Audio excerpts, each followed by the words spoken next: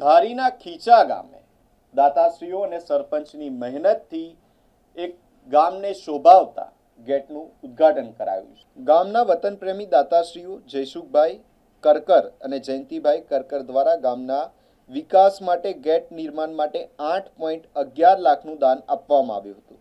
ગામના સરપંચ રવુભાઈ કોટીલા તથા ગ્રામ પંચાયતની ટીમના પ્રયાસોથી ગેટનું કામ પૂર્ણ કરવામાં આવ્યું છે। આ ભવ્ય ગેટનું ઉદ્ઘાટન કોઠારી સ્વામીના વરદ હસ્તે રિબન કાપીને કરવામાં આવ્યું હતું।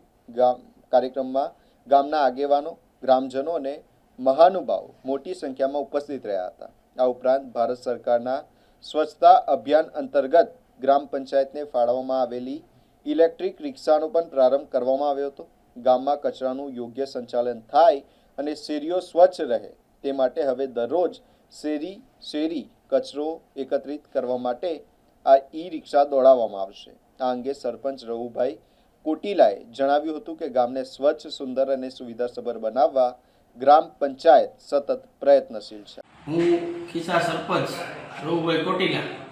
આજે અમારા ગેટનું કામ પરિપૂર્ણ થયેલ છે।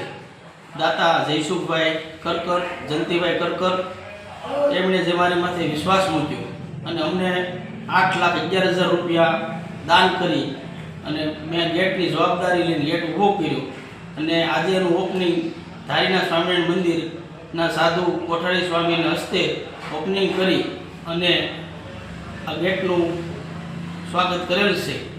અને હું જયસુખભાઈ અને જયંતિભાઈ જે મારી ઉપર વિશ્વાસ મૂક્યો છે એનો હું ખૂબ ખૂબ આભાર માનું છું।